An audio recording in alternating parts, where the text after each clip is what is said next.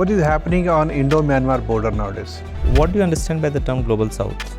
Shubham, do you think judiciary can interfere with the electoral process?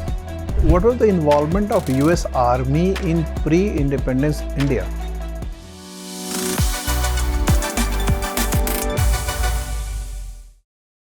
May I come in, sir? Come in.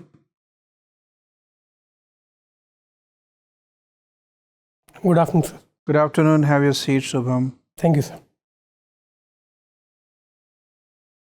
Briefly introduce yourself. So my name is Shubham Kumar. I am from Purnia district of Bihar.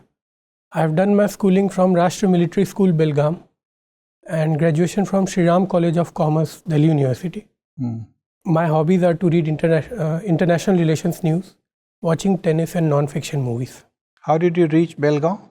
So my father was in army, sir, and he wanted me to join military school then. Which wing of army? So electrician mechanical engineers, EME. He's an engineer. No, sir. He was a clerk, but he was in EME regiment, sir. Okay. So he's still working or retired? No, sir. He retired in 2010. Okay. Now you are settled in Purnia. I'm living currently in Delhi, sir. But we are settled in Purnia. Fine. So what are you doing in Delhi? So preparing for civil services exam along with this. Since 2017. Sir, I cleared first few attempts, sir, and then I couldn't make it through the final list. So you have been a good student. A person having good academic record gets admission in SRCC. Yes, sir. And you did your BCom there in 2017. Yes, sir. And even in nowadays in campuses, there are so many job offers. Yes, sir. I think you must be having some offers there also. So I did sit for one campus placement for Google, sir. But I could not get through, sir. And after that, I wanted to pursue a job in government sector, so that's why I did not appear for much of the interview. Okay, so you still remember some commerce or forgot everything? Some of it. Forgotten everything? Sir, I chose my optional as PSIR, sir. So it has been out of a little bit revisions. Okay, so what is happening on Indo-Myanmar border nowadays? Sir, due to, after the military coup in Myanmar, sir, there are some disturbance on Indo-Myanmar border that the Three Brotherhood Alliance and the ethnic army groups are creating some friction between the Myanmar military and the ethnic armies, due to which certain portions of the Myanmaric population is moving towards India, sir. And there has been continuous infiltration in small numbers in Mizoram, Manipur, etc. What are we doing there? First of all, we have revoked the free movement regime. But that has been done recently. Yes, sir. Apart from that, we have been coordinating with the Myanmarese government, and we have tried to shift back the whoever have come into our country, sir, infiltrators or the small number of Myanmar military people. We are trying to shift them back, sir. Okay. So can we say that we were not very alert mode on the border? When the infiltrators were coming, we let them come. And now when they created trouble in the Manipur local politics, yes, we have now become alarmed and now taking curative measures. I think Indo-Myanmar border is a little bit porous, sir, due to ethnic ties on both sides, sir. And because of that, there was a little bit leniency that tribals are shifting on both sides easily, sir, moving easily. And till the time there was not much problem, so we did not focus. Okay, what is Ganga Mekong project?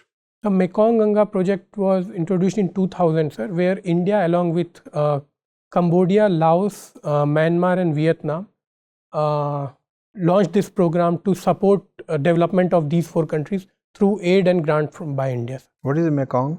Mekong is a major river, sir, in Southeast Asia. Which flows into which countries?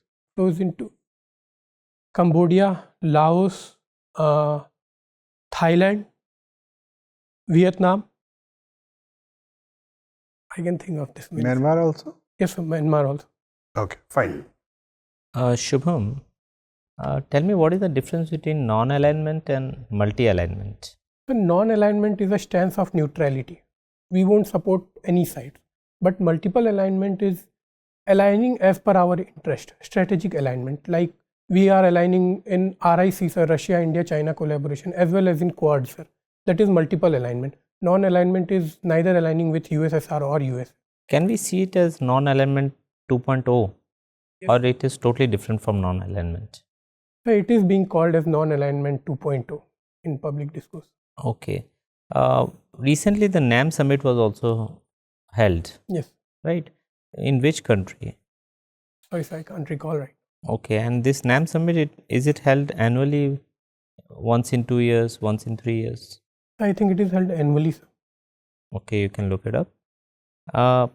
We often hear the term Global South, Yes. right?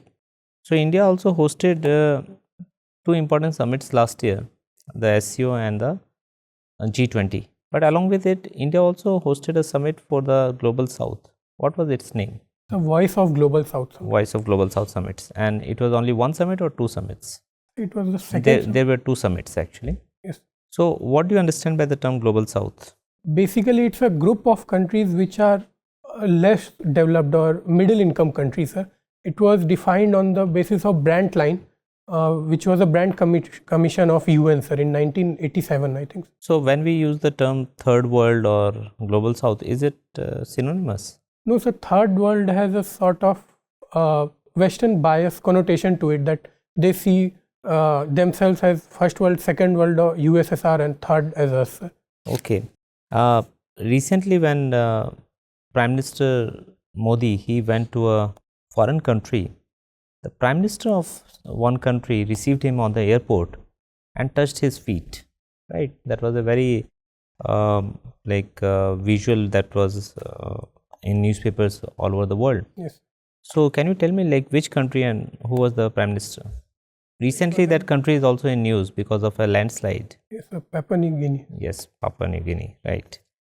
And my final question to you, the government has said that it is going to revamp the criminal laws, right? So Pardon? criminal laws are being revamped. Yes, sir. Okay. So you need to tell me the name of the new laws and the laws it will be replacing. Bharatiya Nyaya Sanhita would replace, sir, Indian Penal Code. 1860. Yes, sir. Okay. Next. Sir, I don't know the specific names. I know the laws they will be replacing, sir. CRPC 1973 will be replaced by? Yes, sir. It will be Bharatiya Nagrik Suraksha Sanhita. Yes.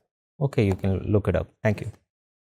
Shubham, you have this very interesting hobby of watching non-fiction movies. Yes, sir. How can a movie be non-fiction? So if it is based on something, some real events or some book based on true story, sir, then it is called non-fiction movie. The very basic premise of creating a feature film or a movie is the element of fiction. If you remove the element of fiction, it becomes a documentary. Yes. So do you mean to say that you like watching documentaries, or you would still stick with the concept of non-fiction movie? I would stick with the concept of non-fiction because it is little bit Okay, dramatized. tell me the latest non-fiction movie that you have watched. Dumb Money. Dumb Money. Yes, sir.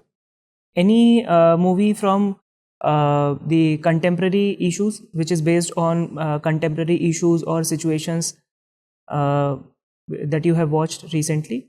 No, sir. The last one I saw was Dumb Money. Okay, that's fine. Shubham, do you think judiciary can interfere with the electoral process? Yes, sir. It can if it is if the election is being held on non-fair grounds, or if it is being violated by the party in power or by the executive, sir, then judiciary can intervene. On its own? On its own, yes, sir. Then I think it would come under judicial activism. A specific article of the Constitution explicitly bars judicial intervention into the electoral process. Yes, sir. And anything can only be done on the basis of an election petition. Yes, sir. Which is to be filed. Yes, sir. So which article is this? Sorry, sir, I am not aware. Okay. What are the limitations on the powers of judiciary in India? Sir, I think there are certain aspects like they cannot discuss parliament's discussions. Okay, that cannot be called into question. Yes, sir. That's one. Sir, interstate river disputes, but that has been, I think, contravened. And financial disputes between center and state cannot be looked on. Do you think the doctrine of basic structures is a way using which the higher judiciary can virtually bring everything under the basic structure and eventually have a final say on everything? Currently, the doctrine of basic structure is totally controlled by judiciary, so it can be hypothetically said. Yes. And we can also conclude by this logic that the framework of checks and balances is not clearly working in our democracy, because the judiciary seems to have a clear advantage over everything when it comes to the appointments or final interpretation of the constitution or the laws made by the parliament and state legislatures. Do you think this is the sign of a healthy democracy? No, sir, I do not believe that this is a sign of healthy democracy. Either there should be proper checks and balance, or there should be proper separation of powers. But there is certain aspects in all three branches where sometimes executive overreaches, or the judiciary overreaches, or the legislative overreaches. Okay, Shubham, when we talk about the threats related to internal security in India, what are the biggest concerns that you can think of? The first would be Naxalism. Although it has reduced from 92 to 45 districts, it is still a significant issue. Second, sir, insurgency in border states, sir, whether it's Punjab or Northeast or J&K, sir. Okay. Third would be, sir, cyber crime. I think it's rising quite fast in our countries. And organized crime also, sir, because there is direct linkage between organized crime, terrorism and there is one laundering. more fundamental problem that has plagued our society since time immemorial, and that is the problem related to communalism. Do you think it is also a threat to India's internal security? Yes, sir, it is. Okay, how can we deal with this problem? And this is my final question. To dealing with this type of communal issue, sir, it requires multi-sectoral approach. There is a role of government, there is a role of society, judiciary, media, everything, sir. They all have to play a role of creating harmony, sir, creating a climate of opinion where different opinions can coexist, sir, where extremism does not take place, sir. I think every aspect of the country has to contribute equally to it. Okay. Shubham, Yes. why is 14th September important? So on this day in 1949, sir, Hindi was adopted as our official language. Okay. So that is still celebrated as National Hindi Day. Hindi Day. Fine. And what was the involvement of US Army in pre-independence India? Sir, I believe there was some involvement during World War II, sir, to aid India, because US and Britain were allies in World War II. So did they use India as a base for their military operations during the World War? They did, sir, but I'm not aware of the area. The details, okay. And what is the involvement of American Christian missionaries in India in the 19th century? Sir, I believe after Act of 1813, sir, all the Christian missionaries were allowed in India to preach Christianity in India, sir, and along with them, Britishers and European, along with American missionary came to India to preach Christianity, sir. So Christian missionaries from USA are basically operated in the 19th century. Which areas? I'm not aware. Okay. What do you understand by demographic aggression? Sorry, sir? Demographic aggression. Sorry, sir, I'm not aware of it. Demographic aggression. You come from Purnia. How many districts are there in Purnia division? 8, sir. And what is the religious profile of this division? 8, you said? Yes, sir. 8 districts? It's either 8 or 6. I'm a little bit confused, sir. 4 districts are there. So what is the religious profile of this division? That is all the 4 districts: Araria, Purnia, Kishanganj and Katihar. Yes, sir. Sir, there is majority of Muslim population in these areas, sir. Apart from that, there is significant portion of Which district is having highest concentration of Muslim population? so Kishanganj, How much? 64%. And why this so much high Muslim population in these areas? Sir, it is bordering West Bengal, sir, and in these areas, from pre-independence time, sir, there were high Muslim populations. And there is similarity of culture, which is known as Surjapuri culture also. So is it also because of illegal immigration of people from Bangladesh? Yes, sir, there can be. So what is the implication of this implementation of Citizenship Amendment law? What do I have to? What will be the implication of enforcing the new citizenship rule? Sir,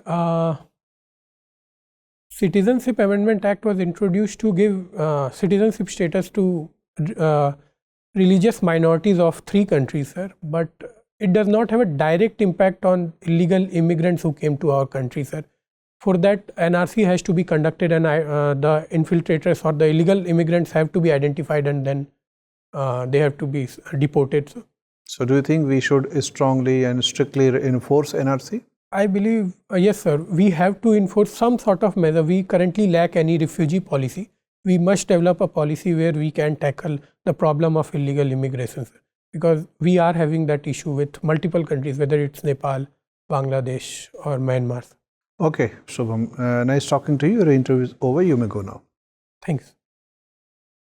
Thanks. Have your seat. Thanks. Tennis, IR, and non-fiction movies. Yes, sir. Any new achievement in movie making in India? Yes, sir. We just won Grand Prix Award in Cannes, France. That's good. Who made this movie? Payal Kapadia, Miss Payal Kapadia. That's good. See, your overall performance is very impressive, Shubham. You are well-mannered, your tone is polite, your knowledge is logically placed, you have clarity of your topics, whatever topic you are talking about, and you have balance of judgment. These are the core elements of the intellectual qualities of a personality. Other things are your entry is good, your sitting posture is good, your dress sense is good, eye contact, hand placements are also normal, that is stable. And because you are commerce graduate, so we didn't press very hard to test your knowledge about commerce, but they may not get persuaded by your argument that it is very old. They may still ask you certain questions. So don't be so defensive about your understanding. I think you can revise certain points. What anybody would ask. From commerce, people may ask about business organization. They can ask about company profile, company balance sheet. They can ask you questions about the economy, general questions. Yes. So there is no need to be so extra defensive. You can simply say that I have forgotten the intricacies of the concept, but general concept I can handle. Otherwise, everything is fine. That means we are happy. Your academic record is also good. You are having good family background. That means your father is already in service, yes, kind of thing. So most of the things are perfectly in place. We don't have any doubt about your scoring good marks in interview. Thanks. If you have any question or any doubt, you can ask. I don't. Okay, all the best. Thanks.